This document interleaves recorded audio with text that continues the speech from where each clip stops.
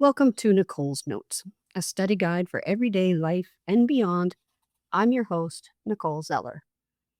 Every episode, we dig into what matters: politics, relationships, culture, the absurdities that make being human so damn complicated. No apologies and no simplified answers, just clear thinking about messy things. Let's go. Episode 3: Quantum Entanglement.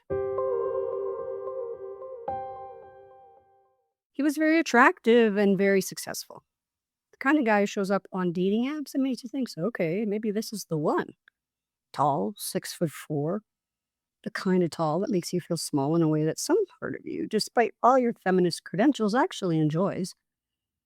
Texting was good, flirting, a bit of sexting. The kind where you're laughing at your phone at 11 p.m. and thinking, ooh, this could be something. He was sending me pictures of his bear just at night, unsolicited, intentional for me. And so we made a date, and he picked me up in a Porsche. I'm going to pause here and say I'm not immune to optics. The Porsche, a tall man, genuine flirtation, and the promise of lunch. This was, on paper, the date I'd been waiting for. This was the 8, maybe even a 9. We go to lunch, and within the first 20 minutes, he tells me he's looking for quantum entanglement. Not love, not connection, not even my person. Quantum entanglement. A mythical, instantaneous, perfectly synchronized spiritual bonding. Okay, that's where you're going to find it, is on Hinge. It was unnerving, but, you know, it's the kind of thing that doesn't exist in human relationships, but sounds really good when you're selling yourself as enlightened and evolved. Then he says, and I need to be precise about this because precision matters. He says that his soon to be divorce is the best thing that can happen to him. Good, healthy, sign of growth. And he says it again. Oh, and again.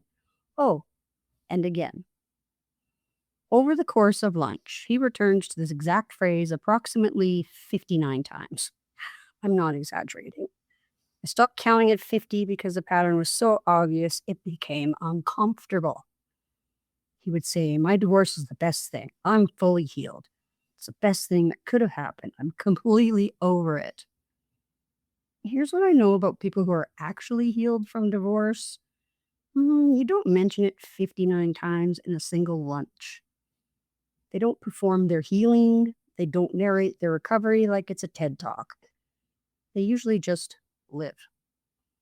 The lunch itself is good. 3.5 hours. We talked about real things. He asked the right questions. We were on the same intellectual level. Conversation was flowing. There's chemistry. The kind where you feel seen and interesting and wanted. And then he's very flirty with the waitress.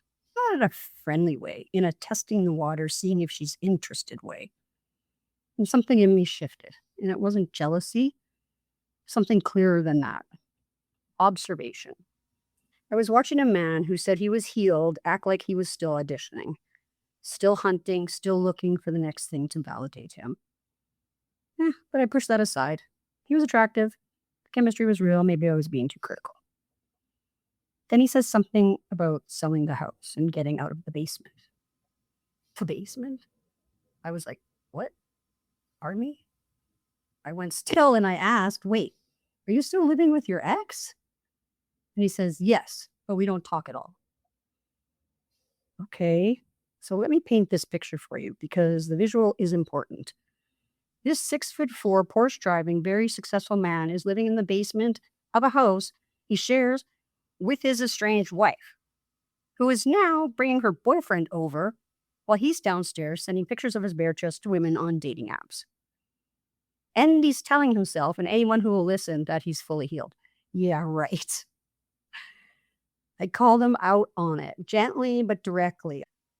I said most people who are actually healed don't need to tell other people repeatedly that they're all better. Healed people don't have to convince anyone. It just is. Ooh, he didn't like that. His whole energy shifted.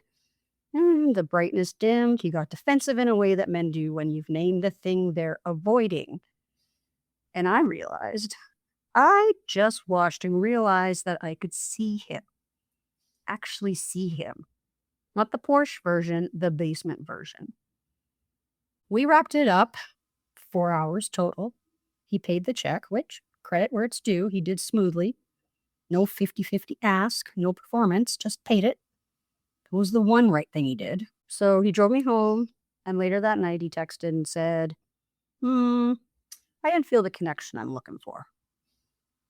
I laughed out loud, standing in my kitchen. Because what he meant was, you saw through me, and I don't like being seen. Here's the irony. So here's what I think is happening in that basement. He's lying awake at night, listening to his ex have sex with her boyfriend on the floor above him. And every morning he gets in his Porsche, he matches with women on apps, he sends them pictures of his bare chest, and he tells them he's fully healed. He's so far from healed. He's hiding, and there's a specific kind of man who thinks that if he says the right words enough times, if he performs recovery convincingly enough, if he dates women who are attracted to the idea of him, the Porsche, the height, the success, then maybe he won't have to actually feel the wreckage. Maybe his wife's boyfriend will exist if he doesn't acknowledge it. Maybe he's not a 54-year-old man living in his ex-wife's basement if he's also a 6'4" Porsche driver dating hot women. Maybe quantum entanglement is real if he just keeps saying it is. But let's be honest, it's not. I could see that from across a lunch table. Now, what I dodged. Thing is, I felt the attraction, real physical chemical attraction. For a minute there, I thought maybe I'd found my 8, maybe I'd found my spark. But attraction without clarity is just a trap with good lighting. Because if I'd ignore my flag sensors, and they were flying, yellow, red, all over the place, I would have gotten tangled up with a man who was still actively grieving his marriage while insisting he's moved on. A man who needs external validation, the Porsche, the young women, the chess pictures, the I'm healed mantra, to survive.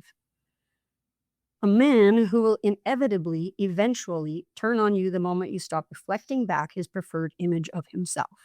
That's the key. He would have been charming, he would have felt good, and slowly he would have drained me of the energy required to believe his lie. So when he texted that he didn't feel the connection, I texted right back and said, no problem. Good luck. And I blocked him. Not out of anger, just out of clarity. Here's what I got out of this date. A very nice lunch, entertainment in the form of watching a man perform his own delusion, and absolute confirmation that my radar is working. The attraction was real, and the red flags were real. And I believed the red flags. That's growth. That's actually healed.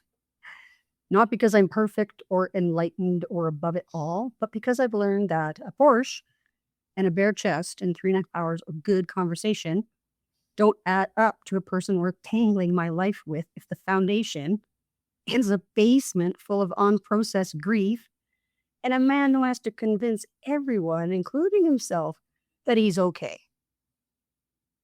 He probably is still down there, still telling people he's fully healed, still listening to sounds from the floor above that contradict everything he's saying. And I'm up here having dodged it completely. Hey, free dinner was a bonus. I'm your host, Nicole Zeller. Thank you for listening. And remember, stay fierce. The world will adjust.